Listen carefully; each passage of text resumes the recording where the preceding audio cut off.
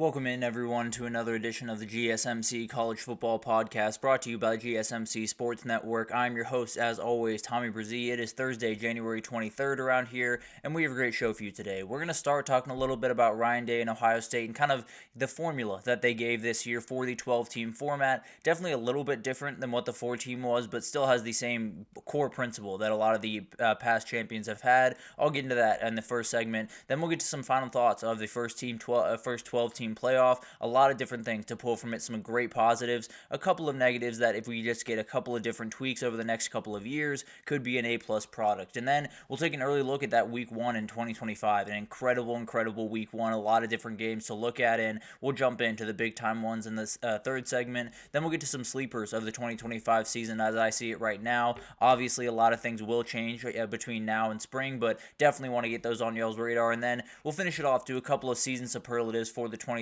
season, game of the year, coaching staff of the year, and everything like that. So definitely check that out, or definitely stay tuned for all of that on today's show. But before we jump in, I do want to remind you all we get tons of questions and comments throughout the show, and the best way for you all to get your question on the screen, we can have fun back and forth here, is to use that super chat. At the bottom of the chat on the Sports Network page, you can click that $, add any question, comment you like. It'll pop up on the screen, and we can have fun back and forth here. Definitely want this to be as interactive as possible, so utilize that, and we can have fun back and forth, ask any questions you'd like to ask. But let's go ahead and jump into this thing, and let's talk about Ohio State. Let's talk about the national title formula that they used to get to this place, and a lot of people seem to think it's entirely the money that they spent, and I totally get that. That is a huge part of the sport. That will be a huge part of just about every national champion you will see for the next decade, and probably played a big part for the ones you've seen in the past decade. But overall, Ohio State had more talent than just about every team in the country, but more importantly, they had all the leaders that they very badly needed. And in the NIL era, I think it's very easy to kind of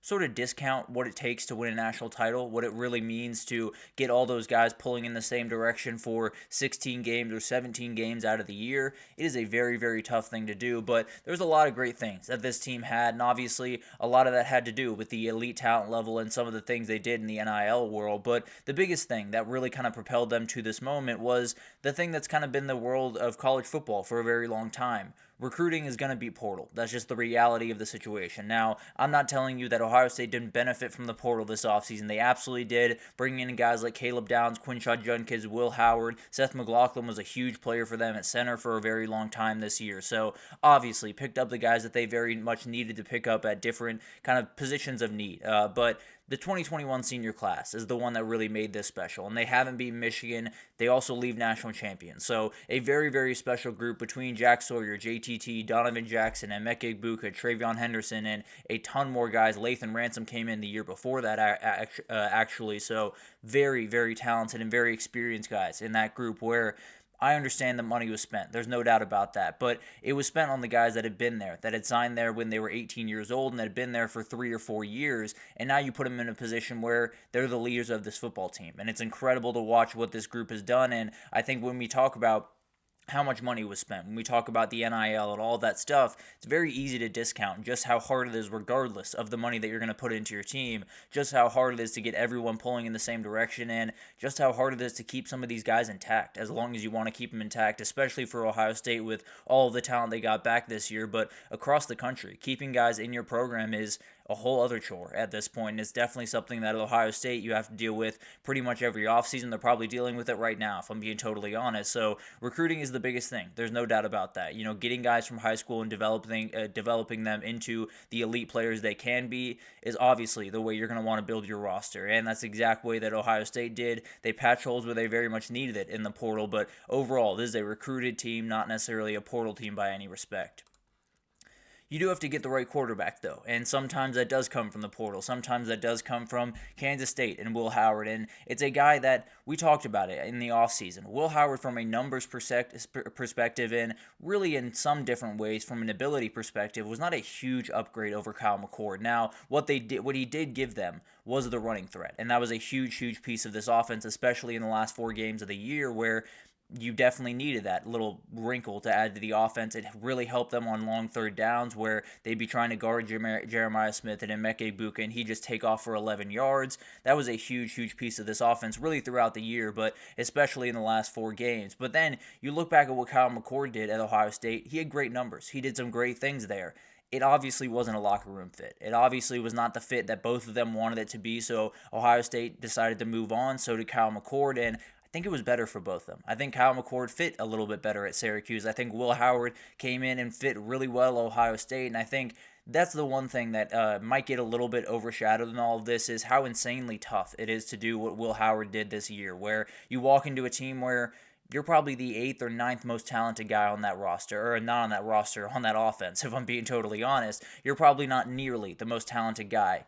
You have to be a leader. There's no two ways about that. Ohio State does not make this run if Will Howard does not step up in the way that he has off the field, not necessarily on the field. He stepped up plenty on the field, but off the field, he was a huge, huge asset for this team, and you can't just get a good quarterback. You can't just get a guy that can throw a deep ball very nicely. You can't just get a guy that can run the ball around when you need to. You need to get the right guy. You need to get the right leader for this team, and that's exactly what they got. The way this guy really kind of led this team, and the way they would follow him wherever they needed to go was incredible down the stretch of the season, and it cannot be said enough how incredible it is that Will Howard walked into a situation like that and was able to handle it and was able to go about his business the way he was, because there's a lot of people that would crumble under that pressure, and he was able to figure it out.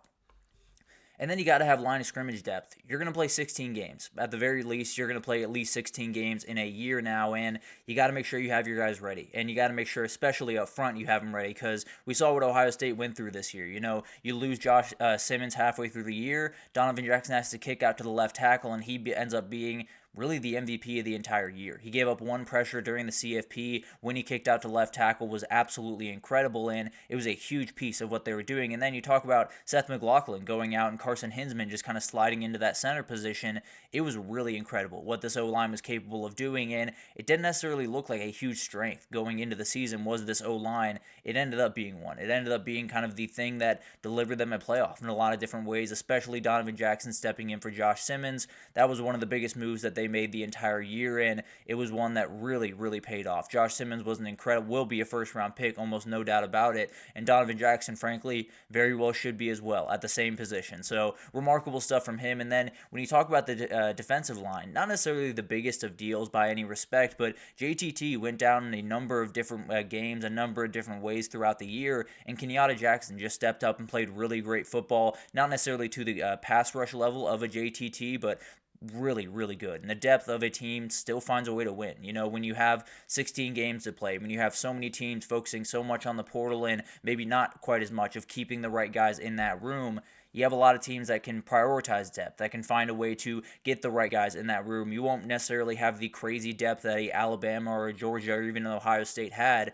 3, 4, 5 years ago, but you can't have enough. You can't have where you need it to, and line of scrimmage is going to be a huge place for that going forward. Whichever team is going to win the national title is going to be the team that has a 2 deep or even a 3 deep on the offensive line, on the defensive line that they can slide in there whenever they need, because that's going to be the big-time guys that are going to take a beating throughout a 16-game schedule. Got to make sure those guys are ready to roll going into the end of the year, and Ohio State definitely did that. Remarkable stuff from them, and you look forward to 2025. Which teams might have that formula? None of them are going to have it to the nth degree. You know, none of them are going to totally have what Ohio State had this year, because you're probably not going to get 9 starters to come back on defense that could be in the NFL right now. But you do have some teams that I think are going to be really interesting to watch, and I think you got to start with Penn State. Obviously, they are not necessarily going to be the Ohio State of 2024. I think they could be the Michigan of 2023, and that's something we can talk about in a little bit more detail probably early next week. But Drew Aller at quarterback is the guy that you want there. Now, I get there's some issues there, and playing against elite defenses has obviously been a problem, but he's obviously the guy that understands this offense best. He's obviously the guy that can lead these guys the best, and definitely has slowly become a leader of this team. So going to be incredible to watch what he can do. Recruiting is leading this team. There's no doubt about that, and you get back some line of scrimmage talent that you very much need in Denai Dennis Sutton and Zane Durant and some of the other guys you bring back, and then you got the running back duo that you very badly need in Nick Singleton and Kaytron Allen. this team's going to be really good. There's no doubt about that. They obviously have the talent level that might not be towards the Ohio State craziness that we saw this year, but definitely will be towards the top of the country. You have two running backs that I think are going to be downright elite. You have a quarterback with a ton of experience, a ton of confidence. They should be rolling downhill next year. There's no doubt about that, and they would be the team that I think you would watch for a 2023 Michigan-type run or maybe a 2024 Ohio State. I think it'll look a little bit different, but maybe it has a similar record, a similar finish to the season. Iowa State is a little bit more off the beaten path than a couple of these other teams, but they lose two big-time wide receivers in Jaden Higgins and Jalen Noel, but they also get Abu Sama, Carson Hansen back for this year. It's going to be a really potent run game from this group, and you also have the quarterback that I think is the outright leader of this team, and I think is the guy that can really lead you to some special places with Rocco Becht. I think he's an awesome quarterback, and I think he's a guy that everyone around him wants to take that little step up because he's probably the hardest working guy on that team. Does an incredible job with that group, and Matt Campbell's been a guy that has continuously got his team in really good positions. I think he might want to have one of the more talented teams he's had there next year. Now you will lose those two wide receivers. I love Eli Green coming in there at the wide receiver position. Love Isaiah Alston as well at the wide receiver position there. So not super worried about losing those guys, but will be interesting to see what they can do. I think that run game is going to lead the way more than anything else. And then finally, Clemson. Clemson returns talent really all over the place, and the quarterback is undoubtedly the leader of this team with Cade Klubnik, has done an incredible job, and frankly, I think he could have made waves if he went into the draft this year, decides to come back in. It's going to be a really interesting group. There's no doubt about that. The other part of this is, when you talk about what Ryan Day did hiring Chip Kelly, that was a little bit out of his comfort zone. Same thing with Dabo Swinney, taking a big swing a couple of years ago with Garrett Riley, and especially this offseason with Tom Allen coming in from Penn State. I think it's going to stabilize that defense, and the talent level they have on that defense, especially at the linebacker position, is downright special. There's no doubt about that. So I think this could very well be a team that competes for a national title once again in 2025. Overall, I think when you look at college football, it's very different in the NIL era. I don't think we have to, talk about that too much. I think everyone understands that there are going to be certain players that make decisions for money, and I'm not telling you that these Ohio State players didn't get paid a pretty penny to come back and play one more year, but these Ohio State and Notre Dame teams really both of these teams really kind of exemplify this. They are player-led. They are really tough teams that understand what the standard is at their two programs. They understand what their coach wants. They understand what their position coach wants. They understand all the intricacies of those two programs, and it makes a huge amount of difference. For the money is always going to be part of the formula for just about everyone across the country. It was a huge part of Ohio State's formula, but the reality is you can spend the money all you want. If you're not spending it on the right guys, you're going to fall on your face. So college football is different, and a lot of it is built around the dollar. There's no doubt about that. A lot of teams are built around the dollar, but the reality is if you're not built around culture as well,